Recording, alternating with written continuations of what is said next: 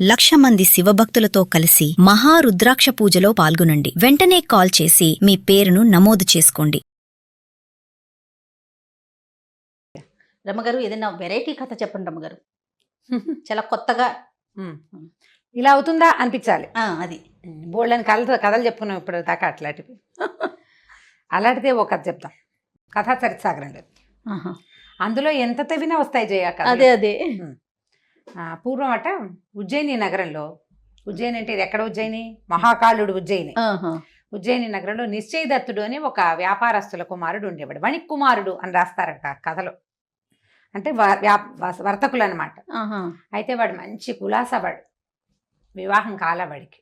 వాళ్ళ అమ్మ నాన్న ఉన్నారు. అసలు పిచ్చి ఆటలు ఆడేసేవాడు, ఏమిటేమిటో రకరకాలు చేసేసేవాడు. కొంచెం సరదా అయినవాడు. వీడు ఏం చేసేవాడు అంటే మహాకాళ దర్శనానికి వెళ్ళేవాడు. ఎట్లా? ఈ క్షిప్రా నదిలో స్నానం చేసి, క్షిప్ర అక్కడ నది, క్షిప్ర రెండును ఒకే పేరు. స్నానం చేసి తర్వాత ఈ మహాకాళ మందిరానికి సమీపంలో ఒక పెద్ద శ్మశానం ఉండేది అప్పట్లో. అప్పుడు శ్మశానంలోకి వెళ్ళటము, శ్మశానం దగ్గరికి తిరగటము అసలు నిషిద్ధమే కాదు. ఒకటి ఆడవారు కూడా వెళ్ళేవారు. అందరూ పోయేవాళ్ళు, ఇష్టారాజ్యం ఏమీ లేదు అక్కడ, భయం లేదు అసలు. రెండోది ఏంటంటే మహాకాళ మందిరానికి దగ్గరలో శ్మశానం ఎందుకుందంటే శ్మశాన భస్మంతోటే స్వామికి అర్చన చేసేవాళ్ళు. భస్మాభిషేకం చేస్తారు ఉజ్జయిన్లో మహాకాళ లింగానికి. అది శ్మశానం నుంచి తీసుకొస్తారు, చితాభస్మం. అవును, దగ్గరే ఉంటుంది అది. అయితే ఇతను ఏం చేసేవాడు, రోజు గంగలో స్నానం చేశాక చక్కగా చందనం తీసుకునేవాడు. తీసుకుని అప్పుడు గంధం రాసుకోవటం అనేది ఒక అలవాటుగా ఉండేది. ఇప్పుడు మనం క్రీమ్ రాసుకుంటామా, మాయిశ్చరైజరు, అట్లా గంధం రాసుకోవటం అందరూ చేసేవాళ్ళు. ఆడ మగ తేడా లేదు దానికి. ఈ అబ్బాయి ఏం చేసేవాడంటే కొంచెం గంధం తీసుకుని ముఖానికి చేతులకు రాసుకుని అంత తీసి పట్టుకొచ్చుకునేవాడు. ఈ శ్మశానంలో ఒక స్తంభం ఉండేది, రాతి స్తంభం ఏనాటిదో. ఆ స్తంభానికి ఆ గంధం పెట్టి వీపుని దానికేసి ఇలా రుద్దేవాడు.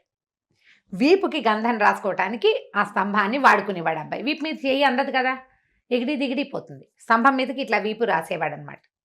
ఇలా రాయిగా రాయిగా రాయిగా కొన్నాళ్ళకి ఆ స్తంభం ఓవైపు నున్నగా అయిపోయింది.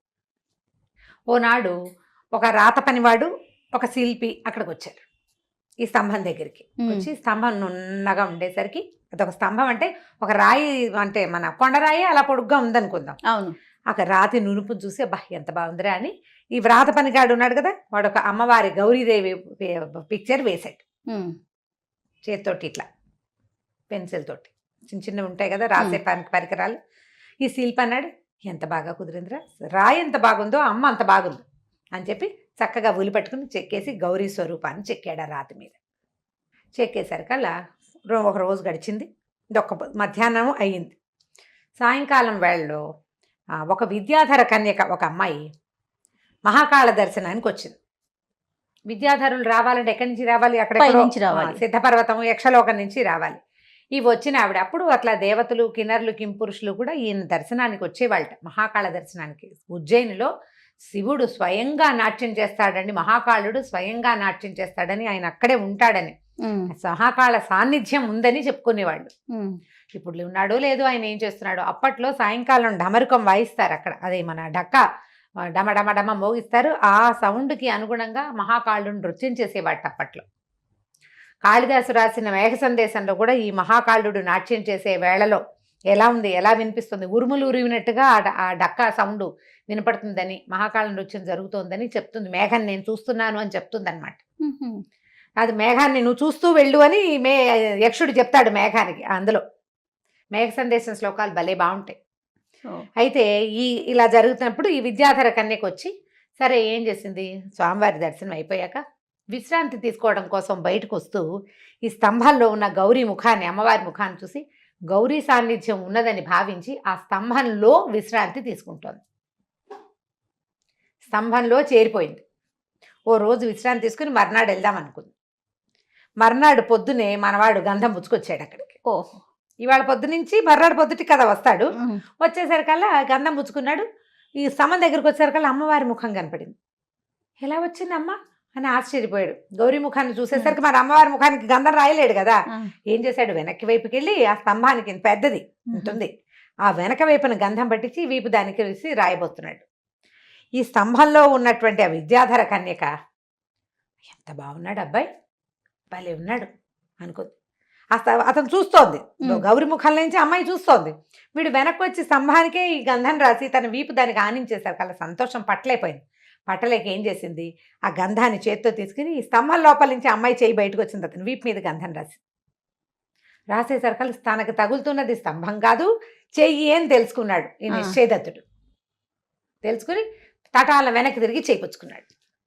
చెయ్యి మానవ స్పర్శ వాడు పట్టుకునేసరికి ఆ అమ్మాయి ముట్టుకున్నప్పుడు ఏమవ్వాల, వాడు పట్టుకునేసరికల్లా అమ్మాయి స్తంభం నుంచి బయటకు వచ్చేసింది. ఆయన ఆశ్చర్యపడి, ఎవరు నువ్వు, ఇక్కడ ఎందుకున్నావు, ఏమిటి నా వీపు మీద చెయ్యి ఎందుకు పెట్టావు నువ్వు అని అడిగాడు. అడిగేసరికల్లా అమ్మాయి ఏమంది, ఈ అమ్మవారి ముఖం చూసి గౌరీ సాన్నిధ్యం ఉందని భావించి ఇందులో ఉన్నాను, నువ్వు నిన్ను చూసేసరికల్లా నాకు సంతోషం వచ్చేసింది, నచ్చావు నువ్వు నాకు. విద్యాధార కన్యకలు ఇలాగే ఎవరు నచ్చితే వాడితో చేస్తూ ఉంటారు. అందుకని నేను ఇది రాయిపోయాను అంటే ఇతను అన్నాడు, అబ్బాయి ఎంతో బాగుంది, నాకు ఎంతో సంతోషం కలిగింది, నువ్వు నాతో ఉండిపోమన్నాడు. ఓయ్. అనేసరికల్లా ఈ అమ్మాయి ఏమంది, నేను ఇక్కడ ఎలా ఉంటాను, నేను విద్యాధర కన్యకను కదా, ఇక్కడి నుంచి హిమోత్పర్వత ప్రాంతాల్లో ఉంది మా ఇల్లు. నా తండ్రి అదేదో పేరు తమాషా పేరు మర్చిపోయాను నేను, ఒక రాజ్యము విద్యాధరుల రాజ్యము, విద్యాధర రాజు ఆయన కూతురు ఈ అమ్మాయి పేరు అనురాగపర నా పేరు. నువ్వు నీ గనక నేను కావాలంటే మా ఇంటికి వచ్చి నన్ను స్వాధీనం చేసుకో, మా ఇంటికి రా, నీకు ఆ శక్తియుక్తులునే ప్రయత్నిస్తే నా దగ్గరికి నువ్వు రాగలవు, నేను ఇక్కడ ఉండలేను, నువ్వు అక్కడికి వస్తే నేను నీతో ఉంటాను అని చెప్పి మహాకాళుడికో దండం పెట్టి వీడికి టాటా చెప్పి వెళ్ళిపోయింది. ఓ.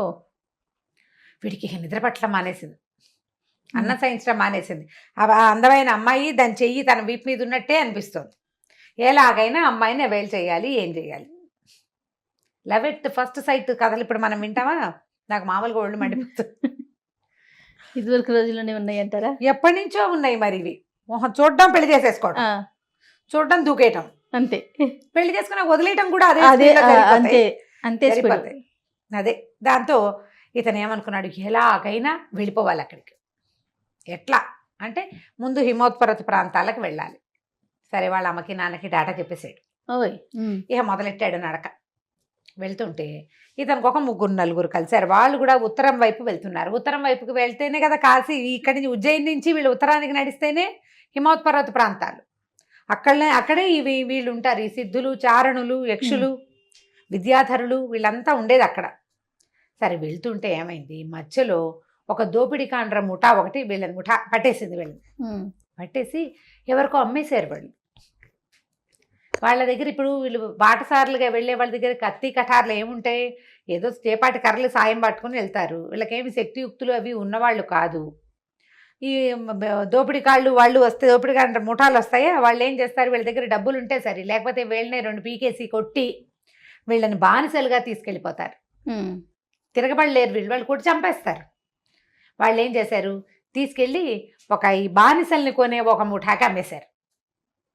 అక్కడి నుంచి వాడేం చేశాడు, తనకి చాలా స్నేహితుడైన ఒక మ్లేచ్ఛ సరదారికి కానుకగా పంపించాడు వీళ్ళు నలుగురిని. అక్కడ ఒక నలుగురు, ఇతనితో పాటు ఇంకో 3 ఉన్నారనమాట. అక్కడికి వెళ్ళేసరికల్లా ఏమైంది, ఏ సర్దారు కోసం అయితే ఈ వీళ్ళని పంపారో ఆయన చచ్చిపోయాడు. ఆయన కొడుకు ఆ ముఠ అక్కడున్న గుంపుకి రాజు అయ్యాడనమాట. వాడేమన్నాడు, మా బాబు కోసం వచ్చే ఇవి, వీళ్ళు వచ్చింది ఎందుకు, మా నాన్నకి వాళ్ళ స్నేహితుడు నజరాగన్నగా ఇచ్చాడు, నాన్న పోయాడు కాబట్టి నాన్నని పూడ్చిన చోట వీళ్ళని పూడ్చి పాతేస్తే మా నాన్నకి పరలోకంలో సహాయం చేస్తారని భావించి వీళ్ళని నలుగురిని పూడ్చేద్దాం, ఇవాళకి కట్టేయండి అన్నాడు. ఎలాగూ రేపొద్దున పూర్తి చేసేవాడికి ఇవాళ అన్నం ఎందుకు, అన్నం లేవు, నీళ్ళు లేవు, కట్టి పారేశారు వాళ్ళని. ఇప్పటికి ఎన్ని రోజులుగాను తిండి తిప్పలేవు. అందరూ ఏడ్చుకోవటం మొదలుపెట్టారు. ఇదేమిట్రా నాయన, ఎక్కడికో వెళ్దామంటే ఇది ఇలా వచ్చింది మన ప్రాణాలకి అని ఏడుస్తుంటే అప్పుడు వీడేమన్నాడు, మనం మహాకాళిని ప్రార్థిద్దాము, అమ్మవారు ఏదైనా సహాయం చేస్తుందేమోనని. అప్పటికి అభోజనంగా ఉన్నారుగా, ఉపవాసంతో నిన్ను ప్రార్థిస్తున్నాం అమ్మ, మమ్మల్ని మ్లేచ్చుల నుంచి రక్షించమని మహాకాళిని ప్రార్థించగా తెల్లవారుజాము వరకు అలా ప్రార్థిస్తుంటే వాళ్ళ అదృష్టం బాగుండి ఆ వాళ్ళ నిండు పున్నమి, దాంతో తెల్లవారుజామున దేవి సాన్నిధ్యం లభించేసింది వాళ్ళకి. ఓహో. అమ్మవారు ఆశరీరమని వినపడింది, మీ కట్లు విడిపడినాయి వెళ్ళిపోండి అని. చూస్తే కట్లు గిట్లు ఏం లేవు, పరిగెత్తుకుంటూ పారిపోయి బయటకు వచ్చేసారు. వచ్చేసాక కొంత దూరం పోయాక వాళ్ళు అన్నారు, ఒరే నాయన, మేము ఇంకా ఉత్తర భూములకు రాము, ఆ ఉత్తరానికి నడిచిన కొందికి ఇలాంటి కష్టాలే వస్తాయి, ఎవడో ఒకడు ఎత్తుపోతుంటాడు, వాళ్ళ భాష కూడా మనకు అర్థం కాదు, కాబట్టి మేము రాము, మేము దక్షిణానికి వెళ్ళిపోతాం, దక్షిణాపథం వైపు వెళ్తాం, నీ ఇష్టం అన్నారు. ఇతను మాత్రం ఆ అనురాగపర లేకుండా వెనక్కి వెళ్ళే ఉద్దేశం లేదు. వెనక్కి వెళ్ళడు అసలు. వాడు అనురాగపర ఎక్కడుంటే అక్కడే ఉండిపోతాడు, అంతే. అదే కావాలి వాడికి. ఇలా పెచ్చుంటుంది ఒక ఏజ్లో, అది ఏమో అనుకుంటామో ఇక అదే కావాలనిపిస్తుంది. సరే వెళ్ళిపోతున్నాడు. ముందుకు వెళ్తుంటే ఏమైంది, ఒక మహావ్రతులు ఒక నలుగురు ఇతనికి ఎదురుపడ్డారు. యతీశ్వరులు అనమాట. వీళ్ళు ఏంటంటే తీవ్రమైన తపస్సు చేస్తున్న ధోరణి ఉన్న వాళ్ళు, వ్రతి అంటారు వాళ్ళని. ఈ వ్రతులు ఎలా ఉంటారు, కాషాయము గడ్డం మీసాలు పెంచుకుంటారు, సన్యాసం పుచ్చుకోలేదు, ఏదో ఒక దీక్షలో ఉంటారనమాట. వాళ్ళతో కలిసి నడవడం మొదలుపెట్టాడు. ఏదో దొరికిన చోట కాయా కసురు తిన్నారు, వాళ్ళు జపాలు చేసుకునే వాళ్ళు నడుస్తుంటే వాళ్ళతో పాటు నడుచుకుంటూ పోయేవాడే నిశ్చయదత్తుడు కూడా. అయితే ఒక గ్రామం దాటి అడవి దాటి వెళ్తుంటే ఆ గ్రామంలో వాళ్ళు చెప్పారు, అక్కడెక్కడికి పోతున్నారు, ఆ మధ్యలో ఒక పాడుపడిన శివాలయం ఉంది. శివాలయం ఉంటే మంచిదేనన్నారు వీళ్ళు. శివాలయం కాదు, అక్కడికి శృంగోత్పాదిని అని ఒక యక్షిణి వస్తుంది. అది మంత్రం చదివి కొమ్ములు వచ్చేలాగా చేస్తుంది, జంతువులుగా మార్చేస్తుంది, మనుషుల్ని విరుచుకు తినేస్తుంది, కాబట్టి వెళ్ళొద్దన్నారు. అనేసరికి వ్రతులు కదా వీళ్ళు, దాని సంగతి మేము చూస్తాం. పైగా శివాలయం ఉందంటే శివుడే రక్షకుడు, శివుడు మహాకాళుడు. ఆయన శృంగోత్పాదిని ఇంగోత్పాదిని మన్నేం చేస్తుంది, వెళ్ళిపోదామన్నారు. వీడేమనుకున్నాడు, వాళ్ళు నలుగురు ఉన్నారు కదా, పైగా జమాజెట్టీలు వాళ్ళు, వీడు కొంచెం సామాన్యంగా అందంగా ఉన్నవాడు, వాడు పెద్ద పెద్ద పర్సనాలిటీలు. కలిసిపోయాడు వాళ్ళతో పాటు. ఆ అడవిలోకి వెళ్ళేసరికి అక్కడ ఒక పెద్ద శివాలయం, కానీ పాడుగా ఉంది. వీళ్ళు పోయి ఆ సాయంకాలం దొరికిన పళ్ళు గిళ్ళు ఏవో ఉన్నాయి, అవి తినేసి శివాలయంలో పడుకుందామని లోపలికి వెళ్ళారు. వెళ్ళేసరికల్లా కొంచెం అర్ధరాత్రి అయ్యేసరికి ఒక యక్షిణి వచ్చింది. పెద్ద ఆకారము, బ్రహ్మాండమైన పర్సనాలిటీ, అందంగా ఉంది, కానీ అది బాగా 10 అడుగులు ఎత్తుంది, ఇంత లావు అంత ఎత్తునుంది. దాని చేతిలో ఒక కిన్నెర ఇట్లా వాయించే ఒక సాధనం ఉంది, కంకాళ కిన్నెరి అంటారు దాన్ని. ఆ కంకాళ కిన్నెరిని వాయిస్తూ వచ్చింది ఇక్కడికి. వచ్చేసరికల్లా వీళ్ళు ఏమనుకున్నారు, ఏమవుతుంది మన ఏం చేస్తుందో చూద్దాం అనుకున్నారు. అది వచ్చి చక్కగా ఒక పుల్లలు 4 ఏరి ఒక చోట పెట్టి పోయి వెలిగించి నెగ్గడ్లాగా తయారు చేసింది. అక్కడ కూర్చుని ఆ వ్రతుల కేసు చూస్తూ ఈ కిన్నెరి వాయిస్తూ ఏదో మంత్రం చదవటం మొదలుపెట్టింది. అందులో మొట్టమొదటి వాడిని నీ పేరేమిటి అని అడిగింది. వాడు తన పేరు చెప్పంగానే ఆ పేరుతోటి ఆ మంత్రం చదివి వాయించడం మొదలుపెట్టింది. నాట్యం చేస్తుంది ఇట్లా ఊగుతూ, అది పట్టుకుని చక్కగా కూర్చుని ఆడు వ్రతి బాసిపెట్టలేసుకుని 1 నిమిషంలో లేచి నిలబడి ఇలా చేతులు కాళ్ళ మీద 2 కాళ్ళు 2 చేతుల మీద ఇలా వంగి నుంచున్నాడు జంతువులాగా. ఒక 2 నిమిషాలు 3 నిమిషాల తర్వాత అతనికి మొహం నుంచి కొమ్ములు రావడం మొదలుపెట్టాయి. ఇంకొక 5-10 నిమిషాలకి ఒంటి మీద బొచ్చు వెనకాల తోక కూడా వచ్చినాయి, గొర్రె అయిపోయాడు వాడు. శృంగ ఉత్పాదిని అంటే కొమ్ములు మొలిపిస్తుంది అది. శృంగములు అంటే కొమ్ములు, ఉత్పాదిని అంటే మొలిపించేది. ఇలా కొమ్ములు వచ్చేసిన గొర్రె దానంతటదే ఏగిరి ఒక్క దూకి ఆ నెగట్లో పడిపోయింది. పడిపోగానే ఇది కిన్నెరిని పక్కన పెట్టుకుని సంకలో పెట్టుకుని ఆ గొర్రెని శుభ్రంగా ఒలుచుకుని తినేసింది. పొయ్యి మీద నిప్పులో పడిపోయింది కదా. మిగిలిన వాళ్ళు నిర్ఘాంతపై చూస్తారు, అది మళ్ళీ టింగ్ టింగ్ అని వాయిస్తుంది, సంగీతం పాడుతుంది, నాట్యం చేస్తుంది. నీ పేరేమిటి, ఇంకా పేరు చెప్పకుండా తప్పించుకోలేరనమాట వాళ్ళు. వాడి పేరుతోటి, ఆ రెండో వాడి పేరుతోటి మళ్ళీ చదివింది మంత్రం. వాడు అంతే, మళ్ళా వాడు కూడా ఇలాగే నుంచున్నవాడు అడ్డంగా అయిపోయాడు, జంతువు అయిపోయాడు. వాడు వచ్చి గేట్లో పడిపోయాడు, కొమ్ములు వచ్చేసినాయి, తినేసింది. 3వ వాడిని 4వ వాడిని కూడా తినేసింది. 5వ వాడు చివర ఉన్న మన హీరోకి నిశ్చయదత్తుడికి వచ్చింది అవకాశం. కాకపోతే ఈ 4వది తినేసరికి దానికి కొంచెం ఆయాసం వచ్చింది. ఏం చేసింది, ఈ కంకాల కిన్నెర ఉంది వాయిచ్చే సాధనం, అది పక్కన పెట్టింది. పెట్టేసరికి అలా వీడేం చేశాడు, వాళ్ళేమో ముందు ఉన్న 4 మంచి పర్సనాలిటీలు, వీడు కొంచెం పల్చగా చిన్నగా ఉన్నాడు. వీడు గబుక్కుని ఏం చేశాడు, ఆ కిన్నెరని ఎత్తి చెత్తుపుచ్చుకున్నాడు. పుచ్చుకుని అమ్మాయి ఎలా వాయించిందో చూస్తున్నాడు కదా, ఇందాక నుంచి మంత్రం చదివింది 4 టైమ్స్ వినేశాడు. వీడు తెలివిగలవాడని చెప్పుకున్నాం కదా. వాడు ఆ మంత్రం చదువుతూ శృంగోత్పాదనికి మంత్రం చదవటం మొదలుపెట్టాడు. హడిలిపోయింది ఇంకా అది. కాళ్ళు పెట్టేసుకుని బాబా వదిలేరా నాయన, నాకు కొమ్ములు వచ్చేస్తున్నాయి, మానే అంటే నువ్వు వీళ్ళందరినీ తినేసావు, వదిలేస్తాను, నన్ను తినేవా నువ్వు అన్నాడు. నీకు ఏది కావాలంటే అది చేస్తాను రా నాయన, నీకు కావాలంటే అనురాగపర దగ్గరికి నేను తీసుకెళ్తా. దానికి తెలిసిపోయింది వీడు ఎందుకు వచ్చాడు.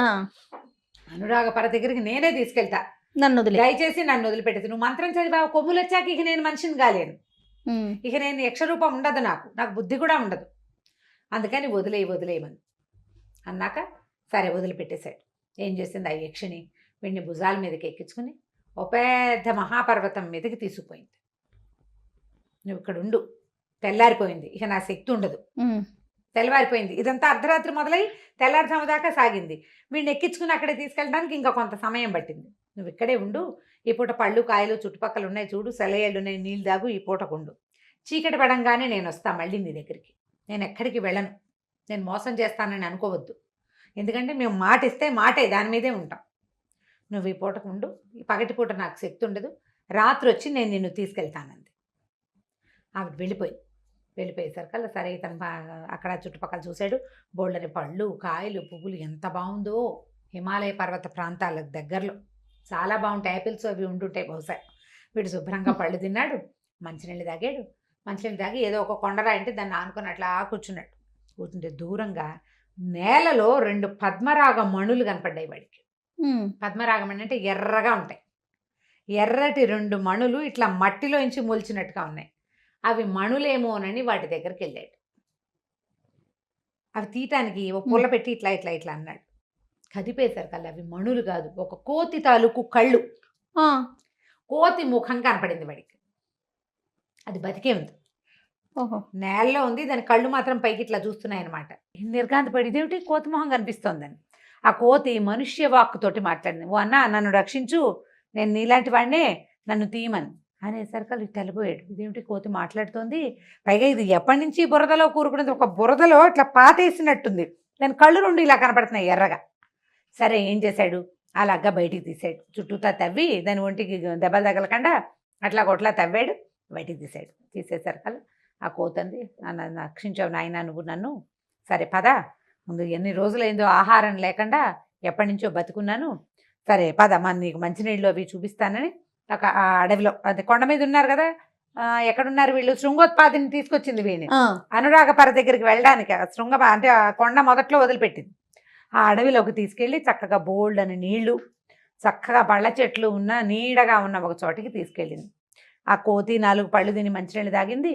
ఈయన నిశ్చయదత్తుడు కూడా పళ్ళు తిన్నాడు. మంచినీళ్ళు తాగాక అడిగాడు, ఏమిటో నువ్వు మా కోతివి, మనిషి భాష ఎలా మాట్లాడుతున్నావు, నువ్వెవరు, ఇక్కడికి ఎలా వచ్చావు, ఎక్కడి నుంచి ఇక్కడికి వచ్చావు అని అడిగేసరికల్లా హరిశర్మన్, అన్న నా కర్మ ఏమని చెప్తావు, నా పేరు హరిశర్మ, నేను ఉజ్జయిని నగరమే మాది, ధారానగరం ఆ పక్కన ఎక్కడో ఉండేవాడిని.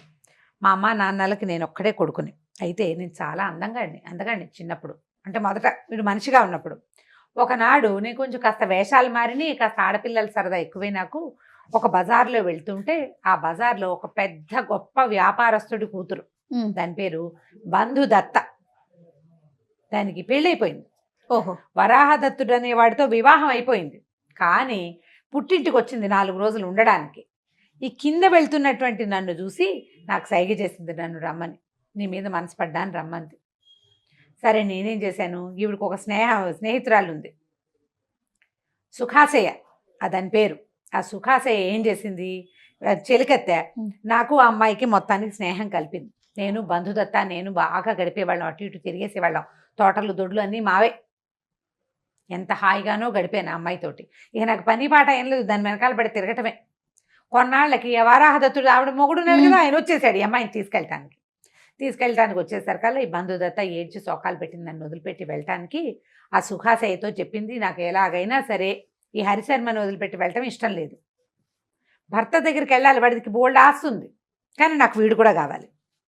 ఏం చేయమంటావంటే అప్పుడు సుఖాశయ యోగిని. అది ఏం చెప్పిందంటే, నా దగ్గర 2 మంత్రాలు ఉన్నాయి, నేను ఆ మంత్రించి ఆ ఒక తాడుని, ఎర్రతాడు ఏదో 2 తాడుని కనుక దాని ఒకటి మెళ్ళో కడితే వాడు కోతి కానీ ఏదైనా జంతువు అయిపోతాడు, ఏదో ఒక జంతువు అయిపోతాడు. ఓ పని చేస్తా, నా దగ్గర ఉన్న మంత్రంతో ఈ హరిశర్మని కోతిగా చేస్తా, నువ్వేమో కోతితో ఏముంది, కోతిని పెంచుకుంటారు కదా, వీడిని నీతో తీసుకెళ్ళిపో, వాడి బుద్ధి ఏమీ నశించదు, వాడికి జ్ఞానం ఉంటుంది, భాష ఉంటుంది, కోతిగా ఉంటాడు. మీ ఆయనతో ఉన్నప్పుడు కోతిగా ఉంచుకో, మీ ఆయన ఊరే బయటికి పనిలోకి వెళ్ళిపోగానే వీడి మెళ్ళ నుంచి మంత్రం చదివి తాడిప తీసేసావా, వాడు మనిషి అయిపోతాడు, హాయిగా నువ్వు ఎంజాయ్ చేద్దువు కానీ అని చెప్పింది. చెప్పి ఆ యోగిని అయినటువంటి సుఖాశయ నా మెళ్ళలో ఒక తాడు కట్టింది, ఇదిగో ఇదే ఆ తాడని చూపించాడు, మెళ్ళలో ఒక తాడు ఉంది, తాడు కట్టేసింది. సరే బంధుదత్త ఏం చేసింది, భర్త వచ్చేసరికి ఆయనకి కాళ్ళకి నీళ్ళు ఇచ్చి ఆయనకి ఆవలించుకుని సంభావించి, వెళ్ళిపోదాం పద, నేను ఈసారి ఒక కోతి పిల్లని పెంచుకున్నాను, కోతి పిల్లని తీసుకెళ్దామని నన్ను చూపించింది. ఆయన కొంచెం సరదా పడ్డాడు. నిన్న ఎంత కోతి ఎంగగా ఉంది, దానికి ఎగరటం దూకటం అన్నది, అత్తే ఇత్తే అంటే తెస్తుంది, మాట్లాడటల్లా, వాడికి మాటలొచ్చు కానీ మాట్లాడటల్లా, మాట్లాడకుండా కోతిగానే ఉంటున్నాడు. కోతి తెలివిగా అన్ని పనులు చేస్తూ పళ్ళు పట్టుకురా, కాఫీ పట్టుకురా, టీ పట్టుకురా చేస్తుంటే సరదా కాదు. ఆయన సరదా పడ్డాడు. సరే మేము ముగ్గురం బయలుదేరాం. బోళ్ళంత పరివారం, పనివాళ్ళు. ఏమాయి అత్తారింటికి వెళ్తుంది కదా, సారే గీరే అన్నీ ఇచ్చారు, పనివాళ్ళు అంతా ఉన్నారు. తీరా మేము బయలుదేరి వెళ్తే మధ్యలో అదేంటి వాళ్ళ ఊరేందేం దగ్గర కాదు, దారిలో ఆగాలి కొన్ని చోట్ల. ఒక అడవిలో ఆగాం. ఆగేసరికల్లా ఏమైంది, ఆ అడవిలో ఒక కోతుల గుంపు ఒకటి వచ్చింది. వాళ్ళు అవి నన్ను చూడంగానే తమ జాతివాడు ఒకటి కనిపించేసరికల్లా వెంబడి పడిపోతాయి కోతులు. ఇక నన్ను పట్టి పీకి లాగేసినాయి. వాళ్ళు ఎంత ట్రై చేసినా పని వాళ్ళంతా వెంబడబడ్డారు. ఆ బంధుదత్త ఏడ్చి శోకాలు పెట్టింది. ఈ వరాహదత్తుడు వెంబడబడ్డాడు కర్ర పుచ్చుకుని. అయినా సరే ఆ కోతులు నన్ను వదిలిపెట్టలేదు. వాళ్ళకి నేను దొరకల. ఈ కోతులు నన్ను, వీడికి కోత అయ్యాడు కానీ ఎగరటం దూకడం ఏం పెద్దగా రాదు పాపం. ఒక్కో కోతి దీన్ని చేయిపుచ్చుకోవటం, రెక్కపుచ్చుకోవటం, విసిరేయటం, ఆ చెట్టు మీద పడ్డం, అక్కడి నుంచి ఇంకోటి పట్టుకుని ఇంకో చోటకి విసిరేయటం, అటు ఇటు విసిరేసేసి అడవంతా విసిరేసేసి చివరికి నన్ను సొమ్మసిల్లి పడిపోయాను నేను. వాళ్ళేమో ఇంకా చూశారు వెతికారు నా కోసం. ఆ కోతి గుంపులో ఈ వీళ్ళ కోత ఎక్కడుందో తెలీదు. దీని గుర్తేమిటి, మెళ్ళలో ఎర్రతాడు. ఆ మంత్రం చదివి ఊడదీస్తేనే వాడు మనిషి అవుతాడు, లేకపోతే అవడు. నేనేమో ఎక్కడో పడిపోయా. ఈ బంధుదత్త ఏం చేస్తుంది, ఇంకేం చేస్తుంది. దాని వల్ల దుర్మార్గురాలు నేను మనిషిని కాకుండా కోతినయ్యాను. నా బతికిట్లా అయిపోయింది. నేనేమో ఇక్కడ పడిపోయాను. వాళ్ళు కాస్త వెళ్ళిపోయారు. ఇంకేం చేస్తారు, మొత్తం అంతా వెళ్ళిపోయారు. ఈ కోతులు పీకి రక్కి నన్ను, నేను వాళ్ళలాగా ప్రవర్తించట్లేదని వాటిలాగా అన్నీ పీకేసినాయి నన్ను. అసలు నేను ఎత్తురు ముద్దయిపోయాను. ఎలాగో ఓ పొదమాటను కూర్చుని ఉన్నాను. మెల్లిగా ఒక పూట కాస్త సర్దుకున్నా. నా కర్మానికి ఎలాగో అలాగా ఇంటికి నడిచి వెళ్ళిపోదాం, కనీసం ఆ సుఖాశయ దగ్గరికి అయినా వెళ్తే అది ఆ తాడైనా ఊడదీస్తుంది అని అనుకున్నాను. కానీ ఇంతలో ఏనుగుల గుంపు ఒకటి వచ్చింది. వాటిల్లో ఒక పిడి ఏనుగు, ఆడ ఏనుగు చాలా తిక్కలో ఉంది. అదేం చేసింది, నన్ను మెడబట్టేసుకుంది. ఎందుకంటే దీనికి ఎగరటం పారిపోవడం రాదు ఈ కోతికి, ఇది మనిషి కోతి కదా. ఏం చేసింది, వర్షాకాలం బాగా ఒక పుట్టలో నన్ను పాతేసేసింది. ఓహోహో, పుట్టలో పాతిపెట్టి తొక్కేసింది నన్ను, లోపలికి తొండబెట్టి నొక్కేసింది అనమాట. నేను అందులో ఇరుక్కుపోయాను. ఏదో మనిషిని కాబట్టి ఆలోచించి శివనామ స్మరణ చేసుకుంటూ, ఉజ్జయిని మహాకాళుడు మరి ఆయన గుర్తు చేసుకుంటూ శివనామ స్మరణ చేస్తూ ఎవడో ఒకడు వచ్చి నన్ను రక్షించపోతాడని బతికున్నాను నాయన. అందుకే నేను ఇంత బక్కచిక్కిపోయి ఓపిక లేదు. పుట్ట ఏమైంది, క్రమంగా వానకి గరిపోయింది. ఇది లోపల ఇరుక్కుంది కదా, పై పుట్టంతా పోయింది. ఈ ఇరుక్కుపోయిన కోతి ఇరుక్కుపోయినట్టు అడుగునే ఉండిపోయింది. దాని కళ్ళు ఒకటే కనపడుతున్నాయి అనమాట అని చెప్పింది. చెప్పి నువ్వెవరు ఏమిటి అని అడిగింది. నువ్వెవరంటే ఈ నిశ్చయదత్తుడు చెప్పాడు, ఫలానా ఒక యక్షిని నా వీపుకి గంధం రాసింది, నేను దానికోసం బయలుదేరాను, మధ్యలో శృంగోత్పాదిని కనపడింది, అదే నన్ను తెచ్చి ఇక్కడ పెట్టింది అనేసరికల్ ఈ హరిశర్మ అన్నాడు, ఆడవాళ్లతో చాలా కష్టాలు భయ్యా, నీకు తెలీదు, చాలా కష్టాలు పడ్డాడు కదా. చూడు, దానికి మొగుడు కావాలి, నేను కావాలి. పైగా కట్టుకున్న భర్తకి అన్యాయం చేసేది నన్ను ఎలా ఉద్ధరిస్తుందనే జ్ఞానం లేదు నాకు. నువ్వు కూడా నాలాగానే స్త్రీ వల్లనే ఇంత కష్టపడుతున్నావు, ఇంత దూరం వచ్చావు. నీ ఇల్లా వాకిలా ఇక్కడ ఏముంది? అక్కడికి వెళ్ళాక నువ్వు మనిషివి, ఆవిడేమో యక్షిని, విద్యాధర కన్యక. అక్కడ ఎవడైనా ఓ విద్యాధరుడు కలిసి వచ్చి ఆవిడని కనుక లైన్లో పెట్టాడంటే అది అటు వెళ్ళిపోతుంది, నువ్వు మిగిలిపోతావు. ఇలాగే జరుగుతుంది. వాళ్ళు స్వజాతులు, ఒకే జాతి వాళ్ళు, వాళ్ళకి వాళ్ళు కావాలి. నువ్వు మనిషివి కదా. వాళ్ళలో మగవాడు ఎవరికైనా దాని మీద ఆశ పుట్టి నిన్ను చంపేసినా చంపేస్తారు ఒకటి, లేదా అదే ఎవరి దగ్గరికైనా వెళ్ళి నిన్ను వదిలేస్తుంది. ఎందుకు వచ్చింది ఆ యక్షిని, ఎవరితో వస్తుంది కదా ఇప్పుడు శృంగోత్పాదిని, ఇంటికి వెళ్ళిపో, హాయిగా ఉజ్జయిని వెళ్ళిపో, మహాకాళ సేవ చేసుకుంటూ బతకచ్చు.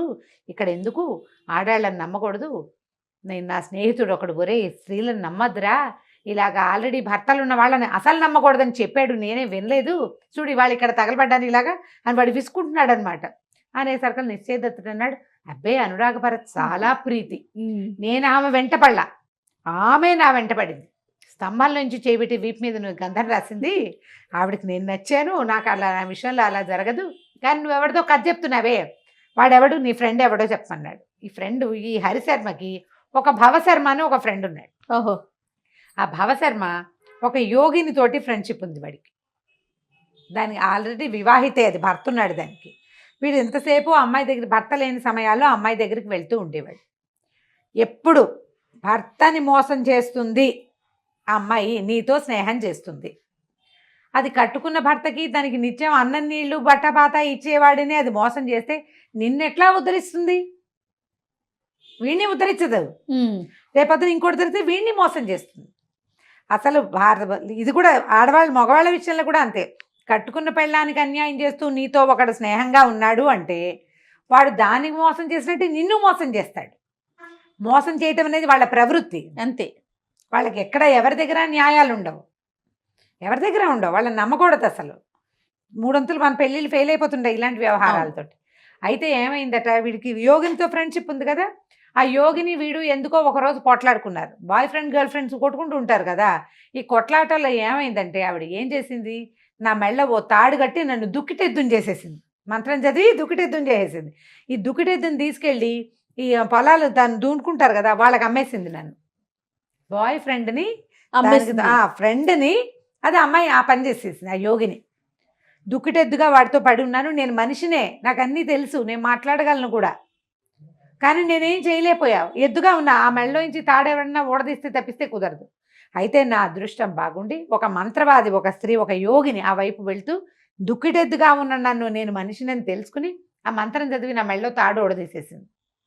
నేను మనిషి అయిపోయా. మళ్ళీ నేను మామూలుగా రోడ్డు మీద తిరుగుతుంటే మళ్ళీ నా పాత ఫ్రెండ్ ఉంది కదా, నన్ను ఎద్దుని చేసింది. అది నన్ను చూసింది. చూసి ఎవరు నన్ను ఇలా తాడోడ తీశారో కనుక్కుని దాంతో పోట్లాడింది. నువ్వు ఎందుకు తీసావు, వీడి వెధవా, వీడు సరైన వాడు కాదు, వీడిని ఇలాగే చేయాలి, నువ్వు వాడి మా తాడోడు తీసావు కాబట్టి నీ అంతు చూస్తాను, రేపు పొద్దున వస్తాను నీ దగ్గరికి అని తిట్టింది. తిడితే ఆ అమ్మాయి ఏం చెప్పిందంటే, ఒరే అబ్బాయి, ఎవరి తాడోడు తీసిన ఆవిడ ఉందిగా, ఆవిడ ఏం చెప్పింది, భవశర్మకి, ఇది రేపొద్దున గోడిగా, అంటే అది ఒక రకమైన జంతువు, మరి గోడిగా అని రాస్తారు, ఎద్దేనేమో అది, మరి అది నల్లగోడిగా వస్తుంది, నేను ఎర్రగోడిగా మారతాను, మేమిద్దరం ఫైట్ చేసేటప్పుడు ఆ నల్లగోడిగని చంపే అని చెప్పింది. చెప్పేసరికి సరే మర్నాడు పొద్దున నిజంగానే నా పాత గర్ల్ ఫ్రెండు, నన్ను రక్షించిన యోగిని, ఇద్దరు చెరో గోడిగల, నల్లగోడిగా ఎర్రగోడిగా మారి తెక్కొట్టుకున్నారు. అది నన్ను బెదిరించేస్తుంది, కూడా కొట్టనివ్వదు. నానా హింసపడి ఎట్లాగో దాన్ని చావగొట్టుకు చంపి దాని నుంచి నేను తప్పించుకున్నాను నాయన.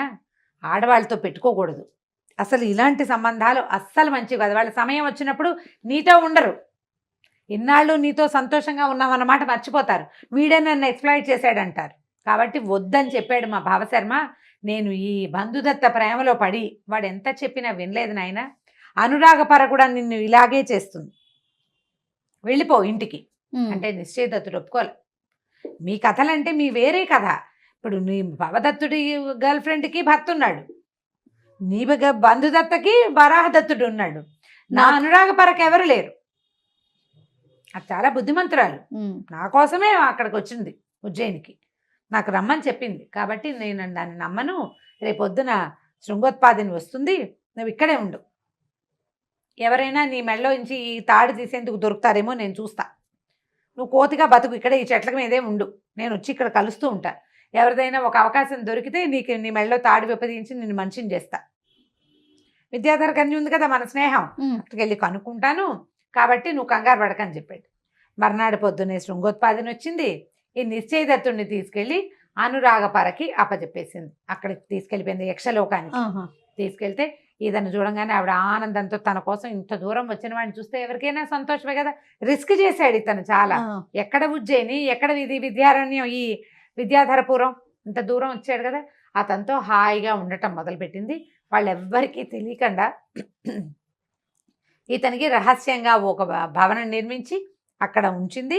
ఎంతసేపు రోజు అతని దగ్గరికి వస్తూ పోతూ ఉండేది. ఇలా వస్తూ పోతూ ఉండగానే ఏం చేశాడు ఇతను, నాకు ఒక స్నేహితుడు కలిశాడని, హరిశర్మని, కోతని ఇక్కడ ఉన్నాడని చెప్పి ఏం చేశాడు, అనురాగపరతో కలిసి ఆవిడ ఏం చేస్తుందంటే ఒక వాహనం మీద కూర్చుని వెళ్తుంది ఎక్కడికైనా వెళ్ళాలంటే, ఇతన్ని మాయం చేసేస్తుంది, ఎవరికి కనపడకుండా ఒళ్ళో కూర్చోబెట్టుకుంటుంది, కానీ మనిషి ఉన్నట్టుగా కనపడదు. తన యక్ష విద్యతోటి అతన్ని మాయం చేసి అక్కడికి వెళ్తుంది, తీసుకెళ్తే హరిశర్మ ఆవిడ్ని అనురాగపరని చూశాడు. వీళ్ళిద్దరూ కాసేపు కబుర్లు చెప్పుకునేవాళ్ళు. తర్వాత ఏం చెప్పిందంటే, నేనేదో బిజీగా ఉంటా కదా అన్న, మాకు ఇక్కడ డ్యాన్సులు పాటలు బోల్డని వ్యవహారాలు ఉంటాయి, నువ్వు ఒక్కడవే ఉంటావు, నీకు ఎప్పుడు కావాలంటే అప్పుడు ఈ మంత్రం చదువుకో, నువ్వు హరిశర్మ దగ్గరికి వెళ్ళు, నువ్వు అతని దగ్గర ఉండు, కావాల్సినప్పుడు నీకు కాలక్షేపం ఉండాలి కదా, నీ బోటి మానవుడు ఇంకోటి మాట్లాడాలి, మనకు మన జాతి వాళ్ళు కావాలి కదా. మరి ఈ విద్యాధరుల్లో ఎవరితోటి వీడికి స్నేహం లేదు, ఈ అమ్మాయి తప్ప. ఆ అమ్మాయితో ఎంతసేపు ఉంటాడు, వాడికి తోచాలి కదా. ఆ అమ్మాయికి వేరే వ్యవహారాలు ఉంటాయి, అది అమ్మా నాన్న దగ్గరికి వెళ్ళాలి, అక్కడ చెల్లెళ్ళని చూసుకోవాలి, ఇల్లు వాకిలి, దాని వేరే వ్యవహారం ఉంది. కాబట్టి ఓ మంత్రం నేర్పించింది. ఈ మంత్రంతో నువ్వు ఎప్పుడు కావాలంటే అప్పుడు హరిశర్మ దగ్గరికి వెళ్ళమంది. ఒకసారి అతను వెళ్ళి అక్కడ ఉన్నాడు పగటిపూట. ఆ సమయంలో ఈ అనురాగపర దగ్గరికి ఒక విద్యాధర యువకుడు వచ్చాడు.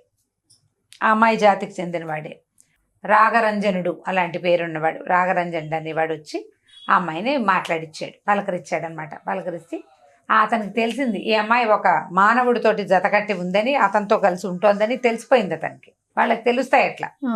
సరే ఏమన్నాడు, నువ్వేమిటి పరమేశ్వర వరప్రసాదాలు ఉన్నవాళ్ళం మనము, మానవులతో జతకట్టడం ఏమిటి, అదొక తాత్కాలికమైన క్రియ. నువ్వు భూలోకానికి వెళ్ళావు, అక్కడే 4 రోజులు ఉండొచ్చేస్తే సరిపోయేది. ఇక్కడికి తెచ్చావు అనవసరంగా. మనుషులు మోర్టల్స్ కదా, అంటే వాళ్ళు మరణిస్తారు. వాళ్ళు ఎక్కువ కాలం ఈ యవ్వనము, ఈ ఉత్సాహము, ఈ రొమాంటిక్ ధోరణి ఉండదు వాళ్ళకి. వయసు పెరిగే కొందికి ఉండదు కదా. మనం అట్లా కాదు, నిత్య యవ్వనులం కదా మనము. నువ్వు వాడితోటి ఎందుకు జత కట్టావని ప్రశ్నించాడు ఆ అమ్మాయిని. ఆ అమ్మాయి ఏదో చెప్పింది, మహాకాళ దర్శనానికి వెళ్ళినప్పుడు కలిశాడని, నన్ను వెతుక్కుంటూ వచ్చాడని, నేనంటే ప్రేమగా ఉంటాడని ఏదో చెప్పింది. అలా అయితే నాకు కూడా నువ్వంటే బోల్డంత ప్రేమే, నేను ఎప్పటి నుంచో నీ కోసం చూస్తున్నాను, కానీ నువ్వు మనిషి వెనకాల పడ్డావు అన్నాడు. వాళ్ళిద్దరూ మెల్లిగా మాట్లాడుకుంటుంటే అమ్మాయి ఏమనిపించింది, అమ్మాయికి నిజమే కదా, వాడు మనిషి, వీడు మన జాతి వాడే. వాడినట్టు పంపించి ఈ అబ్బాయితో ఉండటం మొదలుపెట్టింది. అతను అన్నట్లుగానే జరిగింది. అలాగే జరుగుతుంది కూడా. అయితే ఏమైంది, ఈ పగలల్లా ఇతనితో ఉంటుంది. సాయంకాలానికి నిశ్చయదత్తుడు వచ్చేసరికల్లా అమ్మాయికి పొద్దునుంచి ఒక మగవాడితో గడిపి అతనితో తిరిగి ఉండేసరికి సాయంత్రం నాకు తలనొప్పి, నాకు విసుగ్గా ఉంది, నువ్వు నీ దారి నువ్వు ఉండు, నన్ను డిస్టర్బ్ చేయకు అంట మొదలుపెట్టింది. సరే ఏమైంది, మళ్ళీ ఇంకొకసారి నిశ్చయదత్తుడు వెళ్ళినప్పుడు డల్గా కనపడ్డాడు. హరిశర్మ అడిగాడు, ఏమిటి మిత్రమా డల్గా ఉన్నావు అంటే, అయ్యో అనురాగపరకి చాలా తలకాయ నొప్పి, అనారోగ్యం వచ్చేసింది, ఎందుకో తెలీదు. పాపం విద్యాధర కన్యక నాలాంటి మనిషితోటి జత కట్టడం వల్లే అమ్మాయికి జబ్బులు వచ్చినట్టున్నాయి, పాపం నాకు చాలా బాధగా ఉంది, నా వల్లే అనురాగపరకి అనారోగ్యం వచ్చింది, పైగా నన్ను కాపాడాలి, ఎప్పుడు నన్ను దాచాలి, వాళ్ళ అమ్మా నాన్న దగ్గర నుంచి, ఆమె జాతి వాళ్ళందరి దగ్గర నుంచి నన్ను దాచిపెట్టాలి, కష్టపడుతోంది నా వల్ల. అంచేత అమ్మాయి పాపం తలకాయ నొప్పి, అనారోగ్యం, చాలా ఏమంటారంటే అస్వస్థతగా గురవుతోందంటే ఇతను అన్నాడు, జ్ఞాని ఈ కోతి అది ఊహించేశాడు. వాడు ఊహించేసి అక్కడికి ఏదో జరుగుతోంది, అందుకే వీడిని దూరం పెడుతోంది. అమ్మాయి తలనొప్పని కాళ్ళనొప్పని చెప్తుంది. నువ్వు ఓ పని చెయ్యి, నేను నీకు ఒక మంత్రం చెప్తా, ఆ మంత్రంతో ఇప్పుడు నువ్వు ఇంటికి వెళ్ళిపో. నీకు ఎలాగో మంత్రం, ఇంటికి వెళ్ళే మంత్రం తెలుసు, అనురాగపర దగ్గరికి వెళ్ళేది. అనురాగపరని కూడా ఇక్కడికి తెచ్చేసే మంత్రం ఒకటి చెప్తా నీకు. ఆ మంత్రం చదివి ఆ అమ్మాయిని తీసుకొచ్చేసి నీకు ఒక మహత్యం చూపిస్తానన్నాడు. విశేషమైన విషయం ఒకటి చెప్తాను నేనన్నాడు.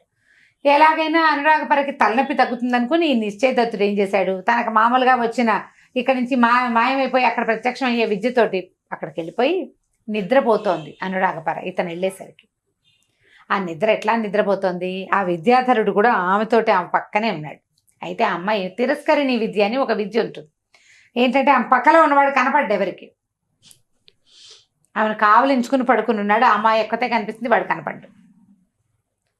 ఇతనికి ఏం తెలుసు, ఆ పడకతో సహా ఈ అనురాగపరని మోసుకొచ్చేసాడు ఈ హరిశర్మ దగ్గరికి. తేగానే ఈ హరిశర్మ ఒక మంత్రం చదివి, అబ్బాయి నిశ్చయదత్తుడా ఈ మంత్రం చదివి ఓసారి అనురాగపరకేసి చూడమ్మా కాస్త అన్నాడు.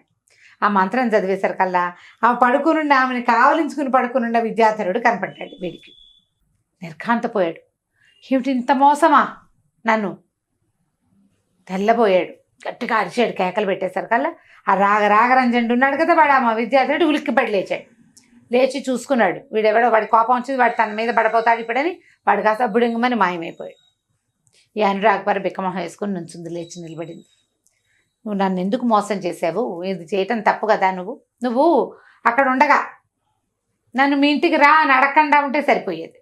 ఎక్కడ, ఉజ్జయినిలో మా ఇంటికి రమ్మన్నావు. నేను ఇల్లు వాకిలి అమ్మ నాన్న ఉజ్జయిని మహాకాళుడు అన్నీ వదిలిపెట్టి చావుకి తెగించి ఇక్కడికి చేరాను. నేను ఎన్నిసార్లు మరణాసన్నుని అయ్యాను నేను ఆ దారిలో, అయినా కూడా నీ పట్ల అనురాగం పోలేదు, ప్రీతి పోలేదు నాకు.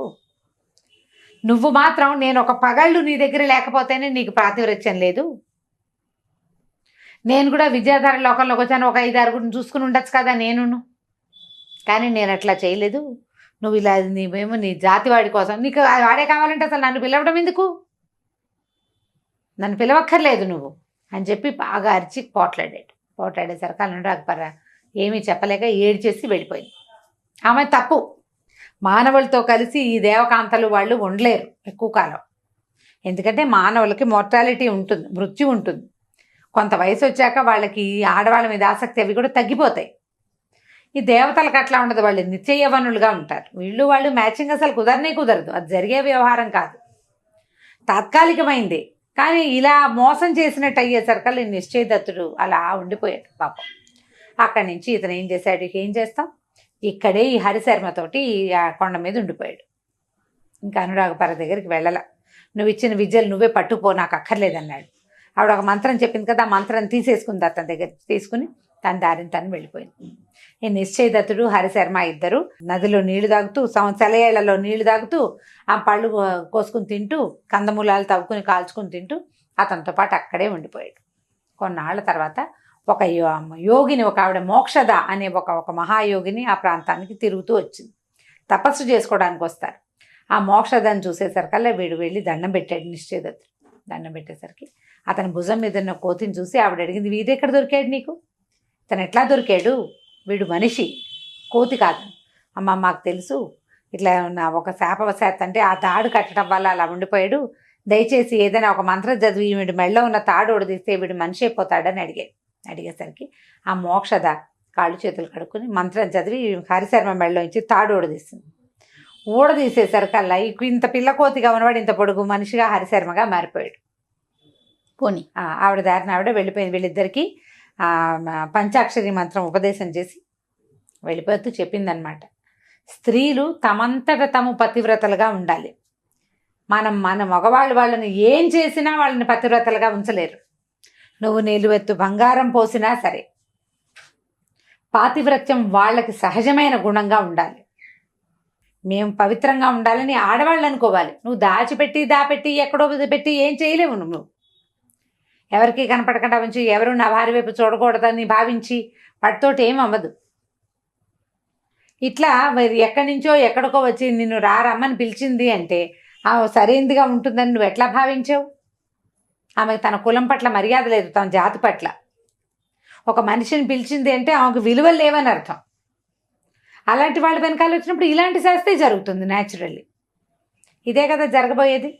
కాబట్టి నాయనా తపస్సు చేసుకోండి మీ ఇద్దరు అని చెప్తే అక్కడి నుంచి ఆ తర్వాత నిశ్చయదత్తుడు ఈ హరిశర్మ ఇద్దరు చాలా కాలం అక్కడే ఆ వింధ్య కనుమల్లోనే చాలా ఏళ్ల పాటు ఉండిపోయి తపస్సు చేసుకుంటూ చివరికి మోక్షాన్ని పొందారు. వీళ్ళిద్దరు చూడు, ఒకడేమో ఆ అమ్మాయి వెనకాలబడి విద్యాధర కన్యక వెనకాలబడి వచ్చేసిన వాడు ఒకడు, ఇంకొకడు ఆల్రెడీ వివాహం అయినటువంటి బంధుమిత్రతోటి మీద ప్రేమతోటి ఆమె వెనకాల వెళ్ళినందుకు, ఆమె కోసం వెళ్ళినందుకు అది కోతిని చేసి మనిషి అయితే పారిపోయేవాడు. కోతిని చేసినందుకు సంవత్సరాల తరబడి ఇక్కడ ఇట్లా దిక్కు దివాణం లేకుండా ఇంకో చోట బతకాల్సి వచ్చింది. కాబట్టి ఇట్లాంటి ఆలోచనలు చేయకూడదు. సజావుగా ముందుకెళ్ళాలి. ఒక స్త్రీని ప్రేమిస్తే అది తన భర్తని మోసం చేసి నిన్ను ప్రేమిస్తోంది అంటే నిన్ను మోసం చేయదని గ్యారంటీ ఏమిటి గ్యారంటీ లేదు. పోనీ ఒక మగవాడు భార్యను చెప్పకుండా నీతో ఇంకో అమ్మాయితోటి బాగా ఉంటాడు, నీతోటి కూడా చెప్పకుండా ఇంకో మూడో వాళ్ళతో బాగుంటాడా? వాడు తిరుగుబోతాను అంటారు దాన్ని. మనుషుల్ని ఎట్లా నమ్ముతాం మనం? మనది ఒక జాతి అయినప్పుడు ఇంకొక జాతిలోకి వెళ్ళకూడదు అసలు. ఈ మానవ జాతి వాడు స్వజాతి వాడు కనపడంగానే ఈ రెండో జాతి వాడిని వీడిని వదిలిపెట్టేస్తారు. ఇప్పుడంటే ఆ జాతుల గోల లేదనుకో, అప్పుడు ఇలాగ మనుషులు, గంధర్వులు, తర్వాత దైవాంశ సంభూతులు, విద్యాధరులు, యక్షులు ఇట్లా జత కట్టేవాళ్ళు, మళ్ళీ విడిపోతూ ఉండేవాళ్ళు. ఇలాగే జరుగుతూ ఉండేవి అప్పటి కాలంలో. ఆ కథలు అవి చెప్తారు. మరి ఇప్పుడైనా కూడా ఇప్పుడు ఏ ఫారిన్ కంట్రీస్ నుంచో వచ్చి పెళ్లి చేసుకుంటారు. ఎక్కువ రోజులు ఇమ్మట్లేకపోతారు, సమస్యలు వస్తాయి. అవును, ఎందుకంటే నేటివిటీ లేకపోవటం వల్ల. అలాంటి కథలు ఇవి చాలా కథలు ఇందులో కనపడతాయి కథా సరిసాకరణలో. అది ఈ కథ అయిపోయింది దీంతో. చాలా బాగుంది రమ్మగారు, మంచి నీతి కూడా ఉంది కథలో. అవును, రైట్ అండి. నమస్తే.